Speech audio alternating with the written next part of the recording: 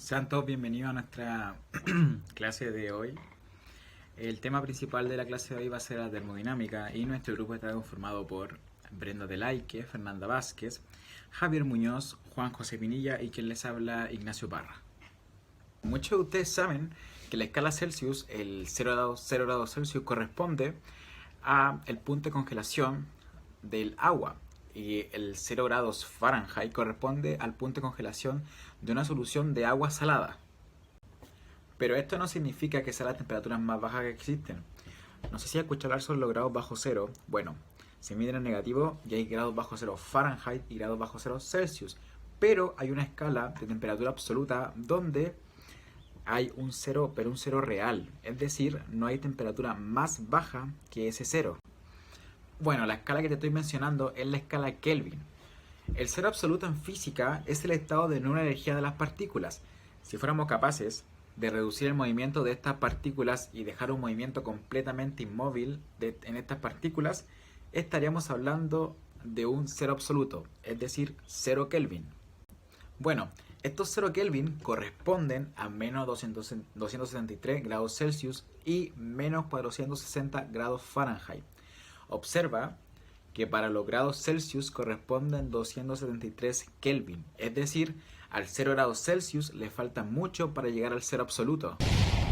Convertir temperaturas específicas en grados Celsius a grados Kelvin es muy sencillo. Solo tienes que sumarle 273 a tu temperatura Celsius. 100 grados Celsius se corresponden a 373 Kelvin. 10 grados Celsius a 283 Kelvin. Y así nos damos cuenta que para transformar grados Kelvin a Celsius solo hay que disminuir 273 a tu temperatura Kelvin. 0 Kelvin se corresponde a menos 273 de Celsius. Pero esto no es todo. Debemos comprender que hasta el momento ningún ser humano es capaz de observar el cero absoluto en ninguna parte del universo. Tan solo lo hemos aproximado a ese estado, pero jamás lo hemos alcanzado.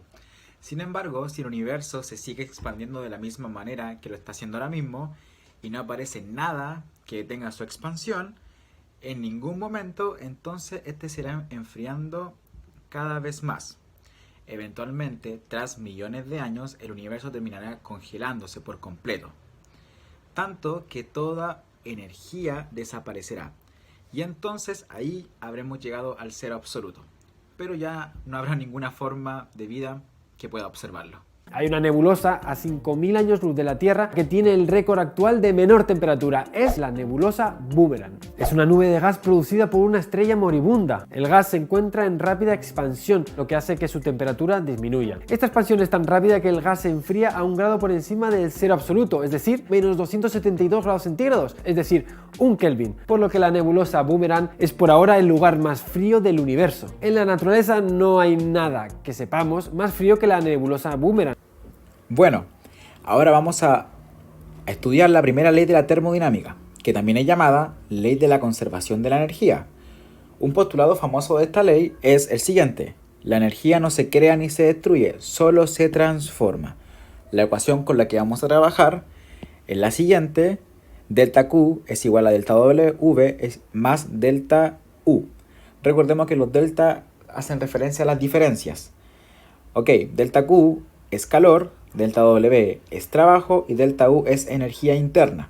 Ya, si nosotros hacemos una relación entre esta ecuación y el recuadro amarillo de acá arriba, vamos a entender que en cualquier proceso termodinámico, el calor, ya, delta Q, que absorbe o pierde, ya, es igual a la suma del trabajo realizado por el sistema y el cambio de su energía interna, más el cambio de su energía interna. Por eso se da esta ecuación. Lo primero que vamos a estudiar va a ser el calor. Delta Q es el calor que absorbe o pierde el sistema. Se puede medir en joules o en calorías. Si delta Q es positivo, el sistema gana calor. Si delta Q es negativo, el sistema pierde calor. Y si delta Q es cero, el sistema es adiabático. Bueno, si un sistema gana calor, ya habrá una mayor energía cinética, es decir, sus partículas van a estar en constante movimiento porque está ganando calor. Ya, por lo tanto, el calor acá va a ser positivo. En cambio, cuando el sistema pierde calor, el calor va a ser negativo porque se está cediendo calor y las partículas, la energía cinética de las partículas no va a ser alta, va a ser baja, va a haber un movimiento muy bajo. Ya, por eso el calor es negativo. Vamos con el trabajo. El trabajo, el delta W, es el trabajo realizado por o sobre el sistema. Delta W, si es positivo, el volumen del gas disminuye. Si es negativo, el volumen del gas aumenta. Y si es cero, el volumen del gas permanece constante. Ya. Vamos con el primer ejemplo. Acá hay una solución normal, ¿ok? Pero si las partículas necesitan expandirse porque están en constante movimiento aquí, ¿qué va a pasar? Va a haber una expansión del trabajo. Es decir, va a aumentar el volumen, ya como sucede acá. Y cuando aumenta el volumen, el trabajo es negativo. El trabajo es realizado por el sistema. Es decir, es una expansión. En cambio, acá tenemos una solución normal, ¿ya? Y acá hay una compresión. El volumen de la solución, del gas, disminuye, ¿ya? El volumen disminuye. Hay una compresión. Y en este caso el trabajo es positivo. ¿Por qué? Porque el trabajo es realizado sobre el sistema. ¿Ya? Sobre el sistema se realiza el trabajo. Esto ocurre cuando acá tenemos partículas y las partículas necesitan poco espacio para moverse. Por lo tanto, el volumen del gas va a disminuir. Y si disminuye el volumen, ¿qué va a pasar con el trabajo? Es positivo. Entonces, retroalimentando, el trabajo negativo se relaciona con una expansión.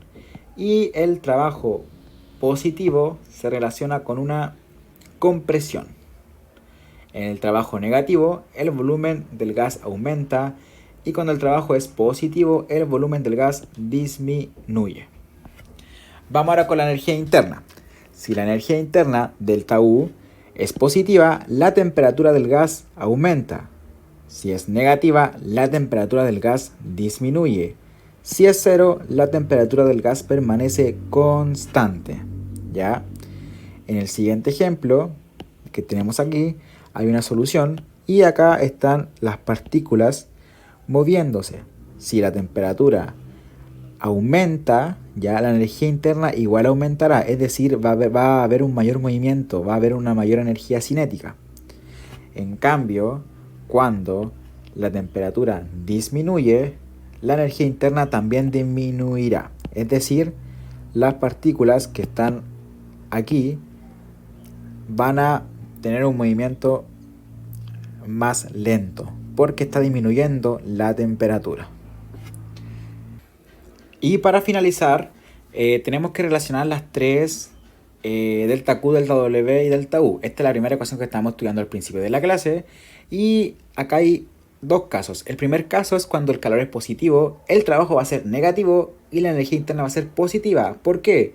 Porque si el calor es positivo, va a haber una mayor energía cinética y esto va a requerir que las partículas, al moverse mucho, necesiten tener una expansión del gas. El volumen del gas tiene que aumentar, ¿ya? Para poder moverse. Y si el volumen del gas aumenta, el trabajo es negativo. Y si la energía cinética aumenta, la temperatura también va a aumentar, ya que hay mayor energía cinética. En el segundo caso, ¿ya?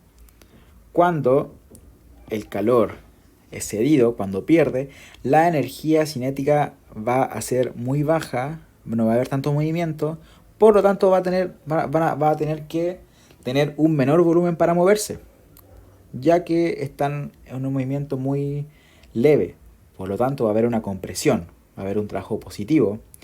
Y la energía cinética, como es baja, la temperatura también va a disminuir. Y si la temperatura disminuye, la energía interna también va a disminuir.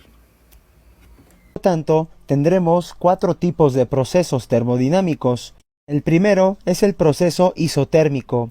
Este proceso termodinámico se lleva a cabo cuando la temperatura permanece constante.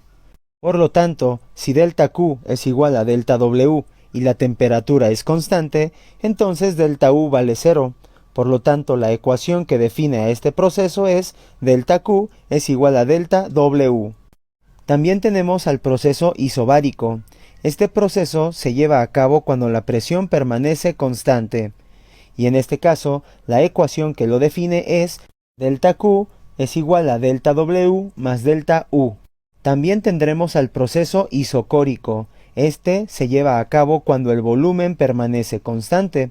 Por lo tanto, si el volumen permanece constante, entonces ΔW tiene un valor de 0. Por lo tanto, la ecuación ΔQ igual a ΔU más ΔW nos queda como ΔQ es igual a ΔU, ya que ΔW vale 0. Por último tenemos al proceso adiabático. Este proceso se caracteriza porque no hay intercambio de energía, es decir, no hay intercambio de calor.